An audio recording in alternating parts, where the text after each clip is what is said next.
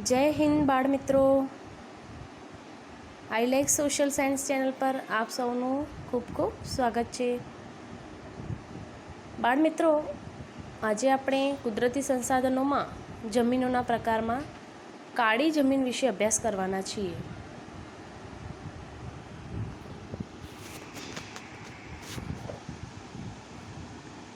કાળી જમીન ભારતના કુલ ક્ષેત્રફળના લગભગ 15% ક્ષેત્રફળમાં કાળી જમીન ફેલાયેલી છે। એટલે કે ભારતમાં કાંપની જમીનનું પ્રમાણ 43% છે, રાતી જમીન 19% ક્ષેત્રફળમાં ફેલાયેલી છે અને ત્રીજા નંબરે કાળી જમીન 15% ક્ષેત્રફળમાં ફેલાયેલી છે। કાળી જમીનનું નિર્માણ કઈ રીતે થાય છે?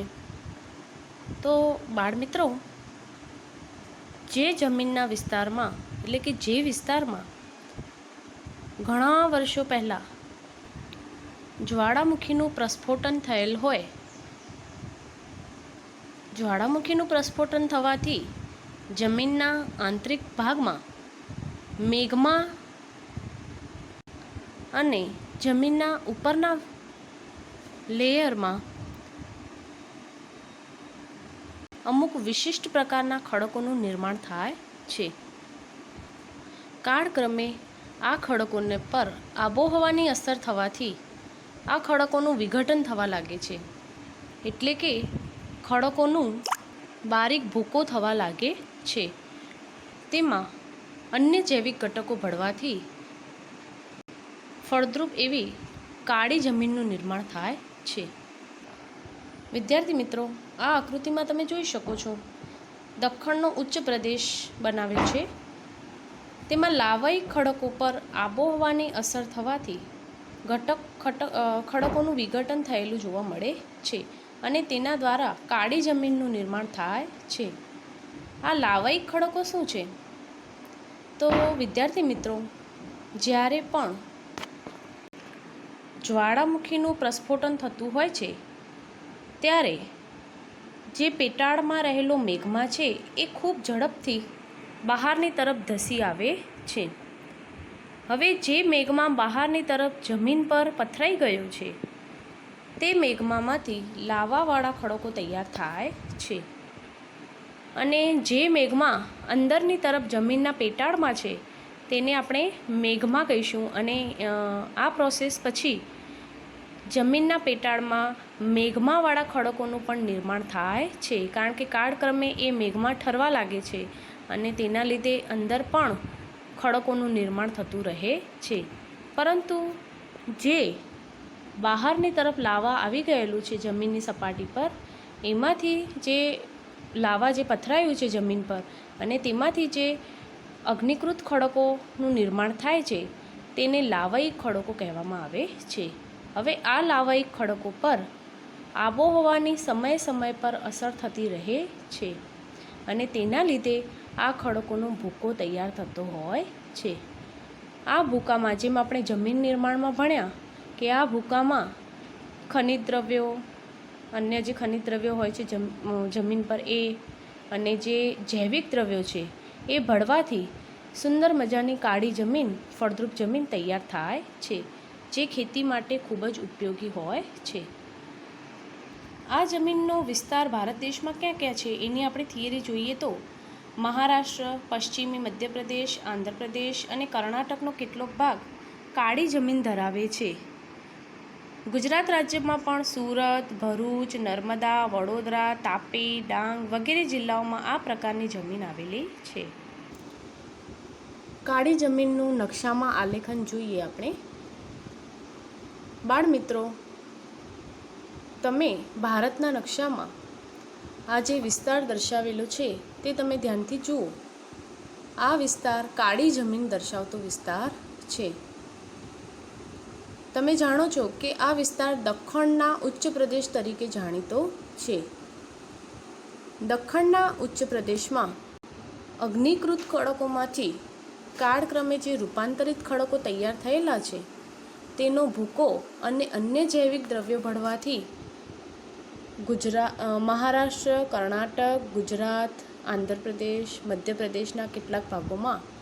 કાળી જમીન આપણને જોવા મળે છે.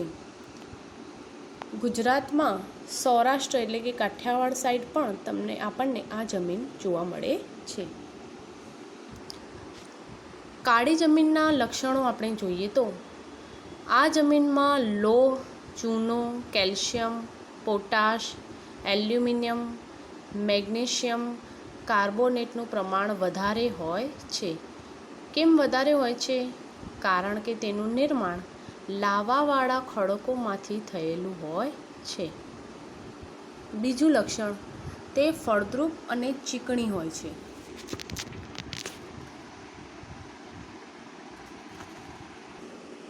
ત્યારબાદ તે ભેજને ગ્રહણ કરીને લાંબા સમય સુધી જાળવી રાખે છે.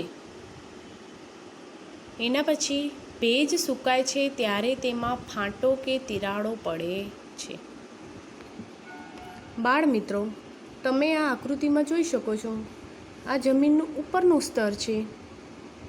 કાળી જમીનમાં જ્યારે પાણી એટલે કે વરસાદનો પ્રવાહ થાય છે ત્યારે આ જમીન પાણીને નીચેના સ્તરોમાં જવા દે છે. સપાટી પરનું પાણી ભૂગર્ભમાં ઉતરે છે. તમે આમાં જોઈ શકો છો કે કાળી જમીનમાં નીચેના સ્તરોમાં પાણીનો સંગ્રહ થાય છે. એનું બીજું લક્ષણ છે કે ભેજ સુકાય છે ત્યારે તેમાં ફાંટો કે તિરાડો પડે છે. તમે આ આકૃતિમાં જોઈ શકો છો કે જ્યારે કાળી જમીનમાં ભેજ સુકાઈ જાય છે ત્યારે તે જમીનમાં ફાંટો કે તિરાડો પડેલી છે. તે ફળદ્રુપ અને ચીકણી હોય છે. તો બાળમિત્રો, તમે કાળી માટીવાળા ખેતરોમાં ક્યારેક ગયા હશો તો ત્યાં તમે જોયું હશે કે તે જમીન કેવી છે? ચીકણી છે. અને આ જમીનમાં આ બધા જ તત્વોનું પ્રમાણ સારા પ્રમાણમાં હોવાથી, લાવાકીય ખડકોવાળી આ જમીન તૈયાર થયેલી હોવાથી તે ફળદ્રુપ પણ હોય છે. ત્યારબાદ એનું લક્ષણ જોઈએ તો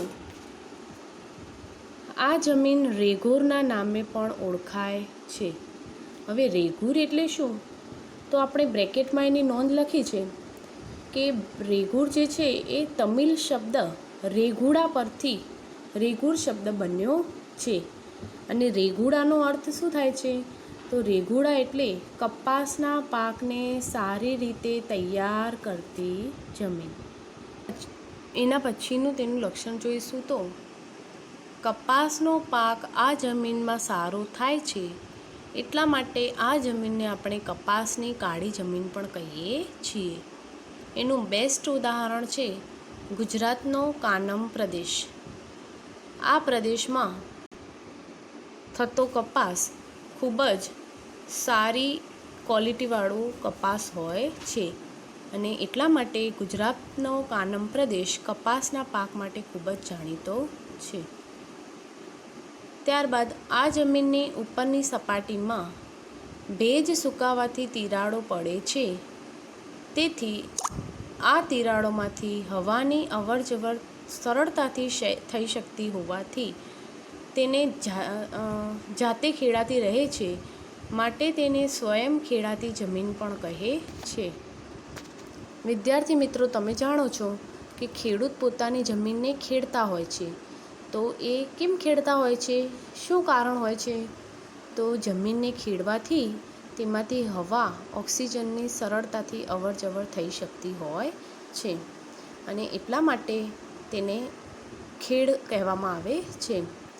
તો જે આ કાળી જમીન છે એમાં પાણી જો સુકાઈ જાય તો એમાં તિરાડો પડી જાય છે અને તિરાડો પડવાથી હવાની અવરજવર સરળતાથી એની જાતે જ થઈ શકતી હોય છે.